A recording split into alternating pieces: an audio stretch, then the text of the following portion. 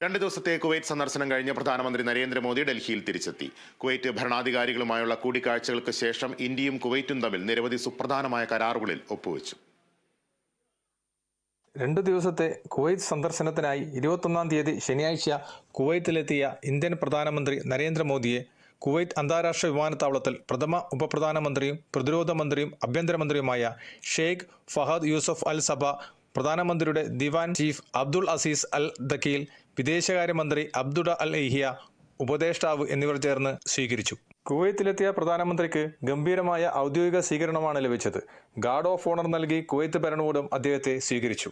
ഇരു രാജ്യങ്ങളും തമ്മിലുള്ള സൗഹൃദ ബന്ധം ദൃഢപ്പെടുത്തുന്നതിനും രാജ്യത്തിന്റെ പുരോഗതിക്ക് വേണ്ടി പ്രവർത്തിക്കുന്ന തൊഴിലാളികളുടെ ജീവിത സൗകര്യങ്ങൾ വിലയിരുത്തുന്നതിനും വേണ്ടി ഗൾഫ് കമ്പനിയുടെ ലേബർ ക്യാമ്പ് സന്ദർശിക്കുകയും തൊഴിലാളികളുമായി സംസാരിക്കുകയും ചെയ്തു. തുടർന്ന് വൈകുന്നേരം 4 മണിക്ക് പ്രധാനമന്ത്രി നരേന്ദ്രമോദി ഷെയ്ഖ് സാദ് അൽ സബ ഇൻഡോർ കായിക സമുച്ചയത്തിൽ നടന്ന ഹലാ മോദി എന്ന പ്രത്യേക പരിപാടിയിൽ കുവൈറ്റിലെ ഇന്ത്യൻ സമൂഹത്തെ അഭിസംബോധന ചെയ്തു.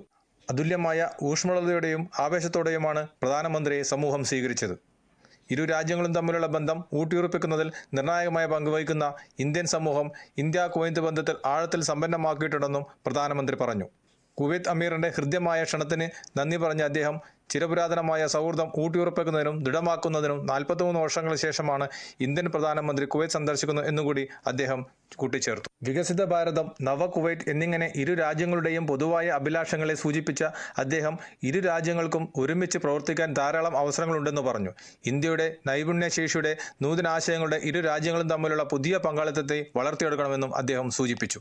കുവൈറ്റിൽ നടക്കുന്ന 26ാമത് അറേബ്യൻ ഗൾഫ് കപ്പിന്റെ ഉദ്ഘാടന ചടങ്ങിൽ കുവൈറ്റ് അമീറിന്റെ വിശിഷ്ടാതിഥിയായി ഇന്ത്യൻ പ്രധാനമന്ത്രി നരേന്ദ്രമോദി പങ്കെടുത്തു. കൂടാതെ കുവൈറ്റിലെ പരമോന്നത സിവിലിയൻ ബഹുമതിയായ മുബാറക് അൽ കബീർ, കുവൈറ്റിന്റെ അമീർ ഷെയ്ഖ് മിഷാൽ അൽ അഹമ്മദ് അൽ ജാബർ അൽ സബയ ഇന്ത്യൻ പ്രധാനമന്ത്രി മോദിക്ക് നൽകി ആദരിച്ചു.